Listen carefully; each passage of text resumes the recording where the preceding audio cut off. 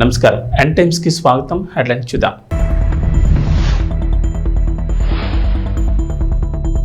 ఈ నెలలో మరోసారి ఏపీ అసెంబ్లీ సమావేశాలు 5 రోజుల పాటు సభను నిర్వహించాలని నిర్ణయం.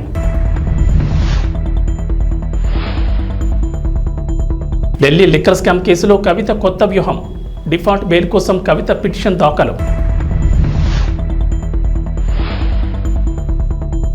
తిరుమల శ్రీవారి ఆలయంలో కోయిలల్వా తిరుమంజనం కారణంగా అష్టదళ పద్మారాధన సేవను రద్దు చేసిన టీటీడీ.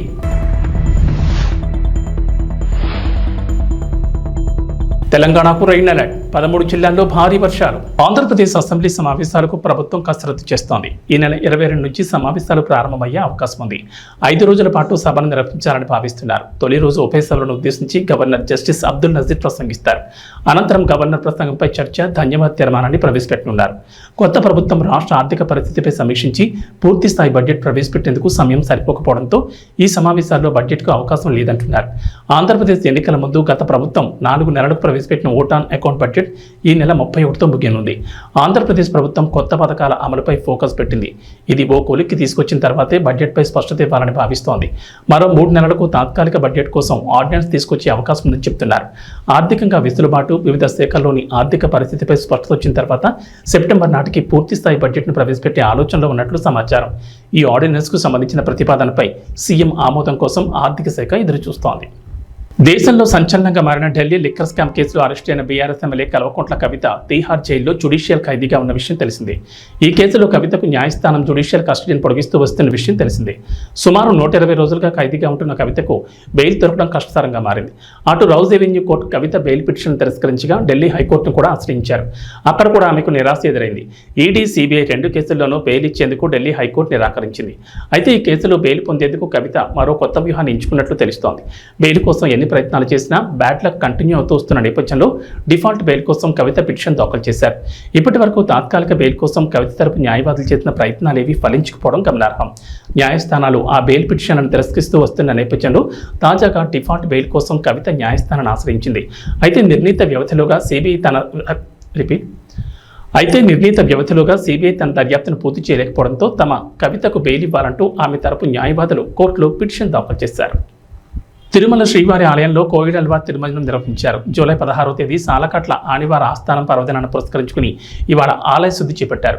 శ్రీవారి ఆలయంలోని ఆనంద నిలయం మొదలుకొని బంగారు వాకిలి వరకు శ్రీవారి ఆలయం లోపల ఉపదేవాలయాలు, ఆలయ ప్రాంగణం, పోటు, గోడలు, పైకప్పు, పూజా సామగ్రి తదితర వస్తువులను నీటితో శుభ్రం చేశారు.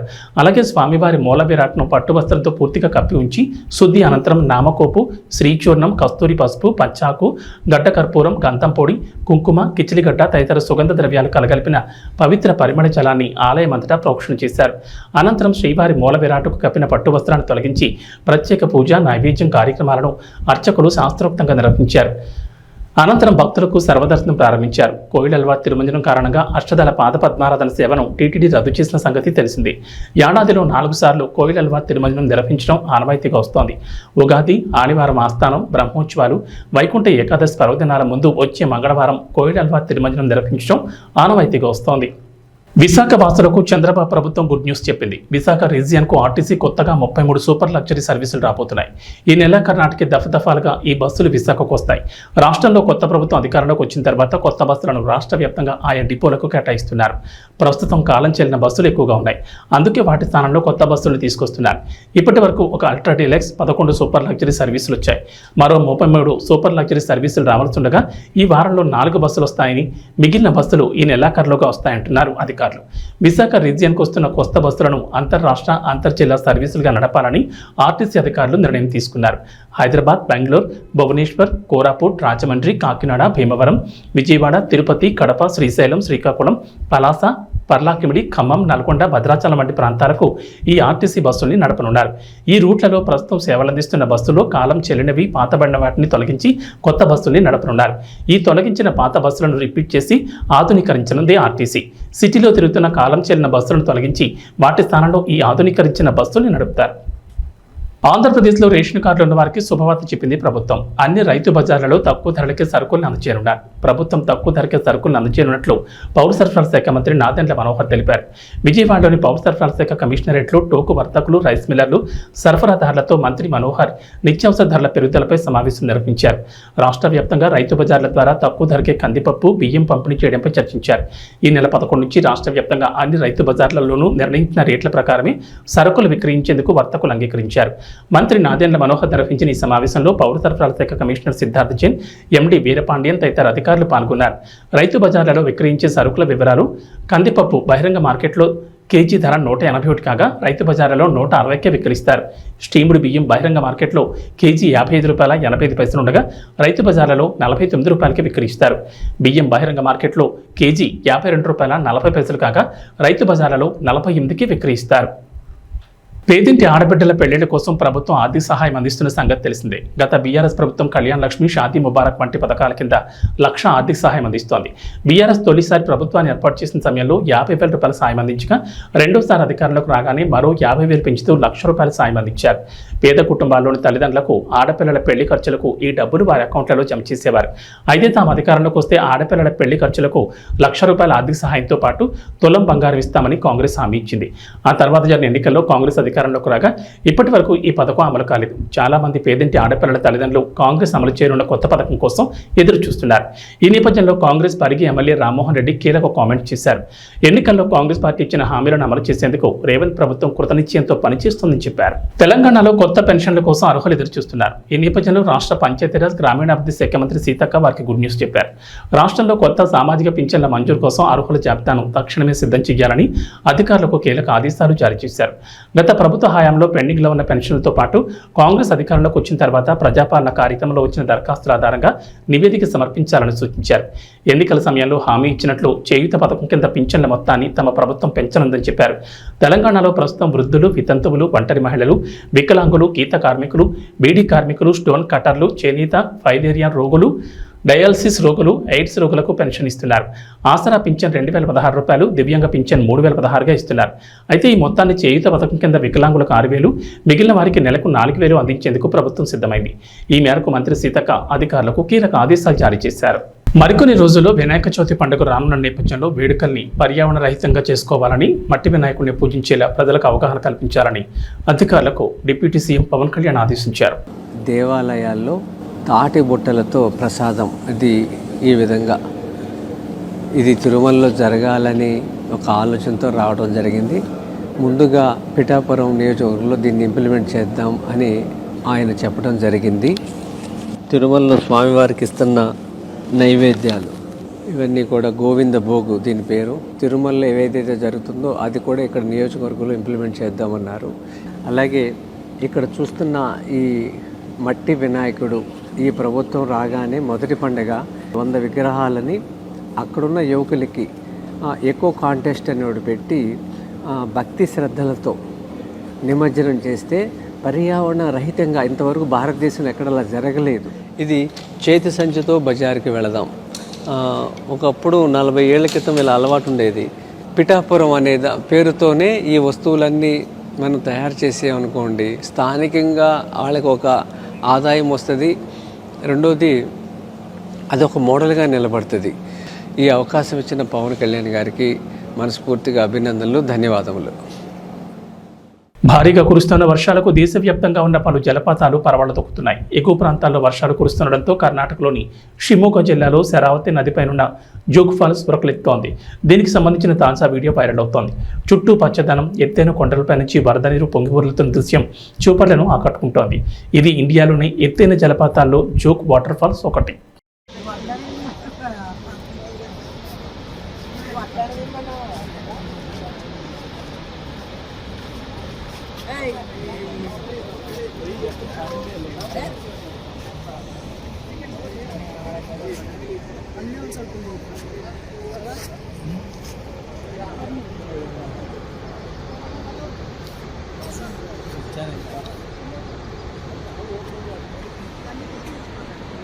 కర్నూలు జిల్లా కౌతాల మండలం ఉరుకుంద గ్రామంలో ఈరన్నస్వామి దేవస్థానం చాలా ప్రాముఖ్యత కలిగిన దేవుడు.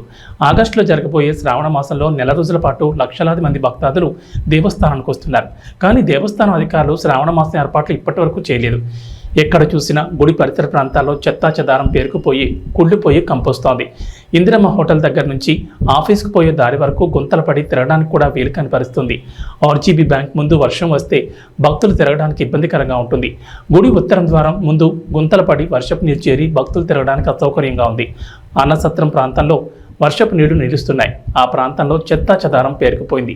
దేవస్థానానికి వచ్చిన భక్తులకు నీటి సౌకర్యం సరిగ్గా లేదు. స్నానానికి ఇబ్బందికరంగా ఉంది. ఎల్ఎల్సీ నీళ్లు వచ్చినా పర్వాలేదు, లేకపోతే తగిన ఏర్పాట్లు చేయాలి. లెట్రిన్ రూములు సరిగ్గా లేవు, వాటికి కూడా నీటి సౌకర్యం కల్పించాలని సిపిఎం పార్టీ డిమాండ్ చేస్తోంది. సమస్యలన్నిటిపై సూపరింటెండెంట్ వెంకటేష్కి మెమోరాండం ఇచ్చారు. ఈ పరిశీలనలో సిపిఎం పార్టీ నాయకులు ఎర్రన్న, మారయ్య తదితరులు పాల్గొన్నారు. అసౌకర్యంగా ఉంటే చెత్త చెదారం మొత్తం కూడా పేరుకుపోయింది. రేపు వచ్చే నెలలోనే శ్రావణ మాసం ప్రారంభమవుతుంది.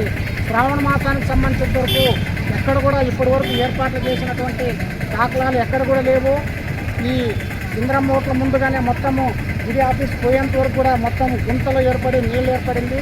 రేపు శ్రావణ మాసంలో వస్తే వెహికల్స్ కానీ ప్రయాణికులకు కానీ చాలా అసౌకర్యంగా ఉంటుంది. అట్లాగే బ్యాంకు ముందు మన రాయలసీమ గ్రామీణ బ్యాంకు నుంచి ముందు వరకు కూడా హోటల్ వరకు కూడా మొత్తం నీళ్ళన్నీ నిలబడి వెహికల్స్ రావడానికి పోవడానికి అట్లాగే దేవస్థానానికి రావాల్సినటువంటి భక్తాదులందరూ కూడా అసౌకర్యంగా ఉంటుంది. గుడికి ఉత్తరం దక్కన కూడా గుంతలు ఏర్పడి అక్కడ గుడి నుంచి ప్రదక్షిణం చేసుకొని అట్లాగే దేవుని మొక్కి బయటకు వచ్చేటప్పుడు కూడా గుంతలు ఏర్పడి బురద ఏర్పడుతుంది. కాబట్టి ఆ ప్రాంతం అంతా కూడా శుభ్రం చేయాలని చెప్పేసి అట్లాగే అన్నదాన సత్రం దగ్గర కూడా నీళ్లు ఏర్పడే చెత్తా చెదారం అంతా కూడా పేరుకుపోయింది. కాబట్టి దేవస్థానం దగ్గర ఉన్నటువంటి ఈవో గారు ఆ గుడి పరిసర ప్రాంతాలంతా కూడా శుభ్రం చేయాలని చెప్పేసి, లేని పక్షంలోనే సిపిఎం పార్టీగా పెద్ద ఎత్తున ఆందోళన కార్యక్రమాలను నిర్వహిస్తామని చెప్పేసి ఈరోజు దేవస్థానం సిబ్బందికి అట్లాగే ఇక్కడ ఉన్నటువంటి అధికారులకు అందరూ కూడా సిపిఎం పార్టీ తరఫున హెచ్చరిస్తున్నాం. నా పేరు మల్లయ్య, సిపిఎం పార్టీ కౌతాళ. విద్యార్థులకు పరీక్షలు, జ్ఞాపక శక్తిని, వారి భయాందోళనను, మానసికంగా బాధపడే వారికి, మత్తు పదార్థాలకు బానిసలైన వారికి, చెడు దుర్వ్యసనాలకు బానిసలైన వారికి, భార్యాభర్తల సమస్యలకు తనదైన శైలిలో కౌన్సిలింగ్ ఇస్తూ మానసిక రుగ్మతలను పోగొట్టే సైకాలజిస్ట్, ప్రముఖ హిప్నాటిస్ట్ ఉమాచంద్రన్ అభినందించి తీరాల్సిందేనని ఆల్ బీసీ జాతీయ సంక్షేమ సంఘం ఉపాధ్యక్షుడు, అఖిల భారత దోబీ మహాసంఘ్ జాతీయ ఉపాధ్యక్షుడు చింతాడ శ్రీనివాస్ అన్నారు. ఈ మేరకు భీమవరం కోడవెల్లి రోడ్లో చింతాడ శ్రీనివాస్ కార్యాలయంలో ప్రముఖ హిప్నాటిస్ట్ ఉమాచంద్కు గౌరవ సత్కారం అందించారు. ఈ సందర్భంగా చింతాడ శ్రీనివాస్ మాట్లాడుతూ గత 3 దశాబ్దాలకు పైగా అనేక వేదికలపై హిప్నాటిజం ప్రోగ్రాంలు చేస్తూ ప్రముఖుల ప్రశంసలు అందుకోవడమే కాకుండా మద్యం, మత్తు పదార్థాలకు బానిసలైన అనేక మంది హిప్నాటిజం ద్వారా కౌన్సిలింగ్ అందించి మామూలు వ్యక్తులు చేసిన ఘనత ఉమాచంద్కే దక్కుతుందని, వారి సేవలను గుర్తించి వారికి గౌరవ సత్కారం అందించామని అన్నారు. ఈ సందర్భంగా ఉమాచంద్ మాట్లాడుతూ మానవతా ధర్మంగా ఇటువంటి సేవలు చేయడం భగవంతుడిచ్చిన వరంగా భావిస్తున్నారన్నారు. హైదరాబాద్లోనే కాకుండా భీమవరంలో కూడా కొద్ది రోజుల్లో మానసిక సమస్యలపై కౌన్సిలింగ్ సెంటర్ను కార్యాలయాన్ని ప్రారంభిస్తామని తెలిపారు. తాను అందుకున్న గౌరవ సత్కారం తనకు మరింత బాధ్యతలు పెంచుతుందని, మీ అందరి ఆశీస్సులే నాకు కొండంత అండని అన్నారు. ఈ కార్యక్రమంలో చింతాడ ప్రసన్న కుమార్, కృష్ణ తదితరులు పాల్గొన్నారు. మన భీమవరం పట్టణానికి విచ్చేసిన సైకాలజిస్ట్ శ్రీ ఉమాచంద్ర గారికి మన భీమవరం పట్టణం ఇచ్చేశారు. ఆయన రాజమండ్రిలో ఎంతోమందికి ఉపయోగపడి ఈరోజు మన భీమవరంలో కూడా చాలామందికి ఉపయోగపడ్డారు. అలాగే ఎవరైనా కొన్ని ఇబ్బందులు ఉన్నా, మత్తు పానీయాలకు అలవాటు పడినా, లేకపోతే మానసికంగా ఉన్నా అటువంటి వారికి ఆయన ఎన్నో సైకాలజిస్ట్ ద్వారా సేవలు అందించి చాలా ప్రజలు మనవులు పొందినారు. అలాగే ఆయన ఇలాగ ఎన్నో సేవలు చేయాలని, అలాగే మన ఎక్కువగా మత్తు పానీయాలకు అలవాటు పడుతున్నారు. అలాగే మానసికంగా, అలాగే కుటుంబంలో కొద్ది కలహాలు ఉన్నా సరే ఆయన ఇటువంటి సేవలు చేస్తున్నారు. ఆయనకి మా బీసీ సంఘాల తరఫున, అలాగే రజక సంఘాల తరఫున ప్రత్యేక కృతజ్ఞతలు తెలుపుకుంటున్నాం. అలాగే మన భీమవరం పట్టణానికి వచ్చినందుకు ఉమాచంద్ర గారికి ప్రత్యేక అభినందనలు తెలుపుతున్నాం.